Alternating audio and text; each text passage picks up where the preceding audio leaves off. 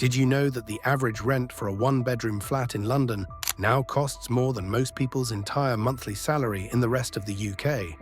And yet, thousands of people still move here every single month, chasing that dreamy London life they've seen online. But here's the harsh truth. London isn't what you think it is. Behind the picture-perfect skyline, the cozy coffee shops, and the famous red buses, lies a reality that most people never talk about. It's not just expensive, it's emotionally draining. It's not just busy, it's isolating. And sometimes it feels like the city itself is testing how much you can endure. Still think living in London is a dream come true? Wait until you hear the 10 harsh truths that nobody warns you about. The things that don't show up in vlogs, real estate ads, or tourist photos. Because once you know what really happens behind those shiny city lights, you might start to see London in a completely different way. Stay until the end. Truth number 10 will surprise you the most. Number 1. The weather is emotionally taxing. Here's something you probably didn't expect. The London weather doesn't just ruin your plans, it slowly starts to mess with your mood too. And it's not just a cliché, it's real, backed by science. London gets around 1,500 hours of sunlight a year, less than half of what Los Angeles enjoys. That means more than half your days here are under a blanket of clouds. You wake up to grey skies, go to work under drizzle, and come home in the dark. Days blur together in shades of dull blue and grey. At first it feels cozy, the rain on your window, the moody vibe, the coffee shop warmth. But then something changes. That romantic fog starts feeling heavier. You catch yourself yawning more, going out less, and feeling tired, even when you've done nothing. Psychologists call it seasonal affective disorder, SAD, a real condition triggered by lack of sunlight. Your body makes more melatonin, the sleep hormone, and less serotonin, the feel-good chemical. It's why so many Londoners are practically powered by vitamin D supplements. And the thing is, you don't even notice it at first. The weather doesn't hit you all at once. It seeps in slowly, like drizzle on your coat. You become quieter, less spontaneous, maybe even a little numb. But over time, you learn to fight back, to find joy in tiny things. A rare patch of sunlight, a walk along the Thames, or that first warm coffee on a freezing morning. Because in London, learning to survive the weather isn't just about staying dry, it's about staying sane. Number 2. The rent is ridiculous. Let's talk about the part that makes every Londoner wince: rent. If you've ever tried to find a flat in London, you know it's like running a marathon through fire. Blindfolded. Imagine paying over £1,200 a month for a tiny box room where your bed touches 3 walls. Or splitting a flat with 4 strangers just to afford a postcode that's not an hour from Central. That's not an exaggeration. That's daily life for thousands. Here's a reality check.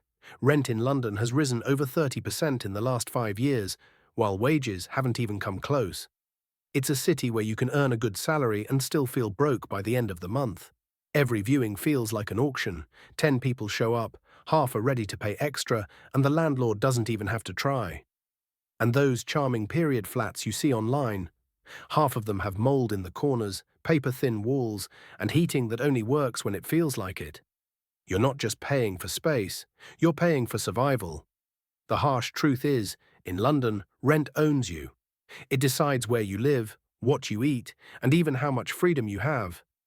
Some people move 3 or 4 times a year, constantly chasing a place that feels worth it.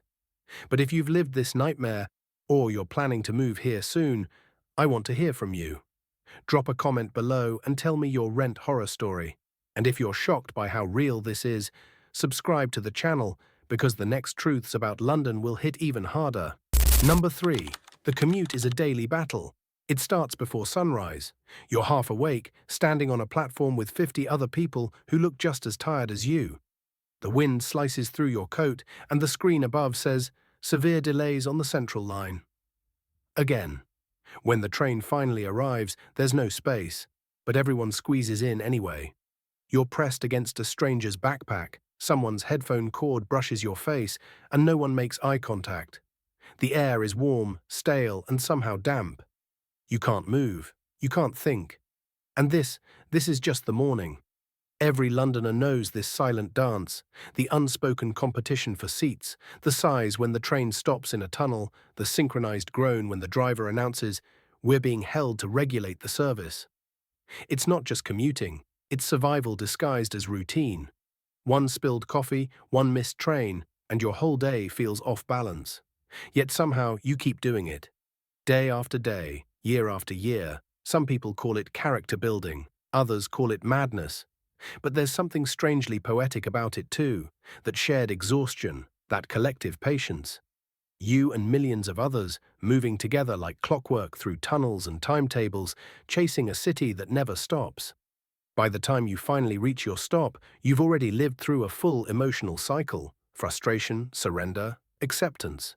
And as you step off into the rush of London streets, you realize the real commute isn't from home to work. It's from calm to chaos, and somehow back again. Number 4. Friendships are hard to build. London is full of people, millions of them, yet somehow it's one of the loneliest cities on earth. You can be surrounded by crowds, sitting shoulder to shoulder on the tube, standing in a packed bar on a Friday night, and still feel completely invisible. That's the strange paradox of living here. There's always noise, but rarely connection. Everyone is in a rush. Everyone's calendar is full. You make plans 3 weeks in advance, and even then someone cancels last minute because they're too shattered from work. At first, you think it's just bad luck. Then you realize it's the rhythm of the city. People come and go all the time. Flatmates move out, colleagues change jobs, friends relocate because rent got too high. You start to learn not to get too attached, because everything and everyone feels temporary. And the truth is, it's not that people don't want to connect. They just don't have the time or emotional space to. London demands so much from you: money, energy, attention, that by the end of the day there's often nothing left to give. But when you do find your people here, the ones who actually show up, who check in, who make this giant city feel smaller, it hits different. Those friendships become your lifeline. Because in London, friends aren't just companions, they're survival partners. They're the ones who make the grey skies lighter, the long commutes bearable, and the small victories feel worth celebrating. In a city that never stops moving, finding someone who stands still beside you, even for a moment, might just be the rarest thing of all. Number 5. The cost of living crushes you. Living in London means learning how to do mental math every time you blink. A coffee, £4, a sandwich, £6, a train ticket. Don't even ask. You start measuring everything in rent equivalents. That's half my electricity bill. That's 3 tube rides. It's not budgeting, it's survival psychology. It's wild. You earn what looks like a solid income on paper, yet somehow by the 20th of the month, you're refreshing your banking app like it owes you emotional support. You tell yourself it's fine because London has opportunities, but sometimes it just feels like you're paying for the privilege to exist here. Groceries are expensive, transport is worse. Even a quiet weekend costs money. You'll walk into Tesco for milk and leave £30 lighter, wondering how oat milk and pasta became luxury items. And let's not even talk about the going out culture. One drink, one Uber, one late-night kebab, and suddenly your budget collapses like a London flat-share sofa. What's craziest is how quickly expensive becomes normal. £1,000 rent? Sounds about right. £15 cocktails? Sure, why not? You adjust because everyone around you has. You start convincing yourself it's just the cost of the dream. But here's the truth. The cost of living in London doesn't just drain your wallet, it drains your spirit. It forces you to trade peace of mind for postcode prestige, time for money, and comfort for convenience. And yet somehow you stay, because deep down you keep hoping it'll all balance out. That one day the hustle will finally pay off. Number 6. The work-life balance is a myth. In London, your job doesn't just pay your bills, it becomes your entire identity. You start your mornings racing through the underground, checking emails before you've even had breakfast. You finish your days replying to just one more message long after dark. Somewhere between the commute and the constant hustle, your life starts to shrink around your work schedule. The city moves fast, and you feel like you're always trying to catch up. Everyone's chasing something: promotions, side gigs, networking opportunities. There's this quiet pressure to always be achieving, Always be progressing, because slowing down feels like falling behind. Lunch breaks turn into laptop time. Evenings disappear into exhaustion. You tell yourself you'll rest on the weekend, but when it finally comes, you're too drained to do anything but recover. And what's strange is how normal it feels. London celebrates the grind. People brag about 10-hour workdays and back-to-back meetings like they're badges of honor. But behind the coffee cups and late-night deadlines, burnout is quietly becoming a lifestyle. You start to forget what balance even looks like. When was the last time you read a book that wasn't for work? Or went for a walk without checking the time? Here's the truth. In London, work-life balance isn't balance. It's survival with a smile. You learn to live for those rare moments of stillness, a slow Sunday morning, a bus ride with no notifications, a laugh with someone who gets it. Because in a city that never stops moving, peace isn't given. It's something you have to fight for. Number 7. The pollution and noise never stop. There's a hum in London that never really goes away. It's the constant rumble of buses, the sirens slicing through the air, the low drone of engines at 2 a.m. Even when the streets look still, the city is never quiet. It buzzes, like it's alive, breathing, restless. You step outside, and the first thing you notice isn't the architecture or the energy. It's the air. Heavy, metallic, slightly burnt. You can taste the pollution. The buses leave a trail you can almost see. The air quality index flashes red more often than green, but people have stopped checking. It's just part of the deal now. You live in London, you breathe London. The city's soundtrack is chaos, construction drills, shouting delivery drivers, car alarms, helicopters, and trains screaming through tunnels. Silence becomes a luxury. When you visit somewhere quiet, it feels strange, like your ears don't know what to do. Doctors talk about urban stress. Researchers say constant noise raises cortisol levels, increases anxiety, even affects sleep. But nobody really talks about it. Because what can you do? You wear noise-cancelling headphones, buy air purifiers, and tell yourself it's fine. And maybe that's the strange magic of it all. The chaos becomes comforting. The noise becomes normal. You learn to tune it out, to live inside it, until one day you realize you can't sleep without it. That's the paradox of London. It wears you down and winds you up at the same time. You come home tired, ears ringing, lungs aching. But somehow you already know. Tomorrow you'll wake up and do it all again. Number 8. The constant comparison trap. In London, success is everywhere, or at least it looks that way. You see it on every corner, people in sharp suits with confidence that fills the room, influencers sipping £5 lattes in spotless cafes, 20-somethings moving into flats that look straight out of a magazine. Everywhere you turn, someone seems to be doing better than you. And without even realizing it, you start comparing. Your salary, your apartment, your pace, your life. That quiet voice in your head whispers, "Am I behind?" The truth is, London has this strange energy. It pushes you to dream big, but it also makes you feel like you're never enough. There's always someone younger, richer, more stylish, more connected. You tell yourself it's motivation, but sometimes it's just mental exhaustion dressed up as ambition. Social media makes it worse.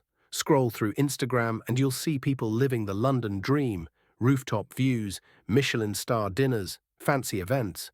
But what you don't see is the credit card debt, the loneliness, or the burnout that hides behind those smiles. It's the silent pressure that eats away at people here.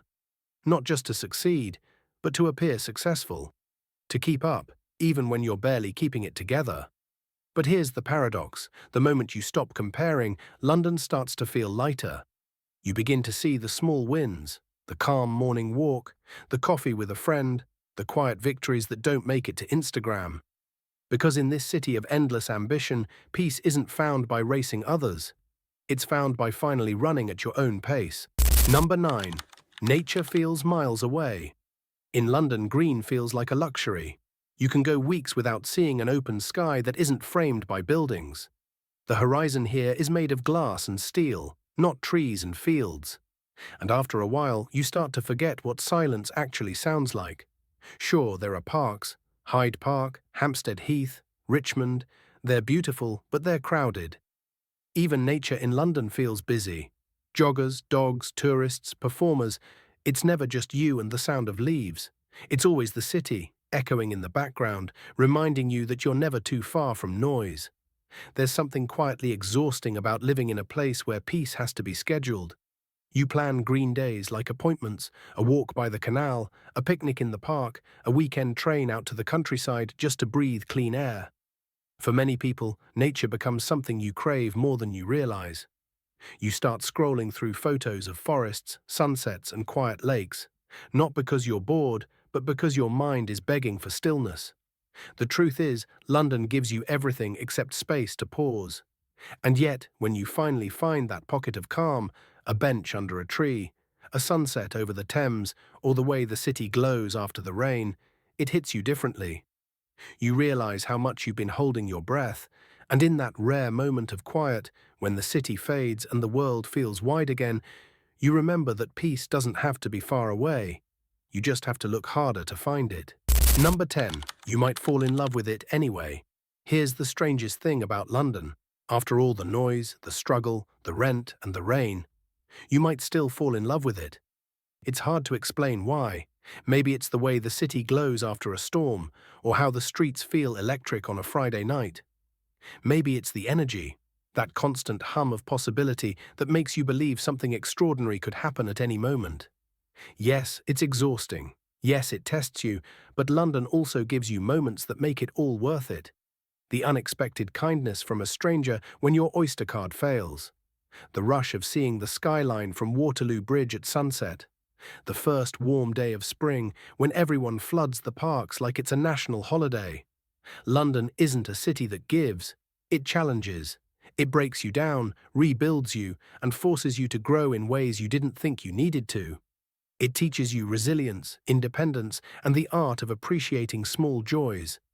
You complain about it constantly, the prices, the crowds, the chaos, but leave for a week and you miss it.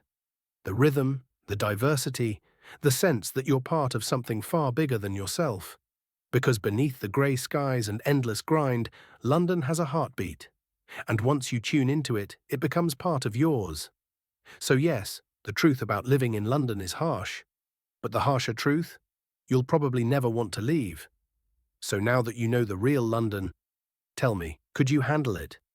Drop your thoughts in the comments. I genuinely want to hear your side of the story. And hey, if this opened your eyes, check out my previous video. It'll hit even deeper. We pour hours into making these for you, so if you'd like to support what we do, hit that subscribe button. It's just one click, but it means the world to us.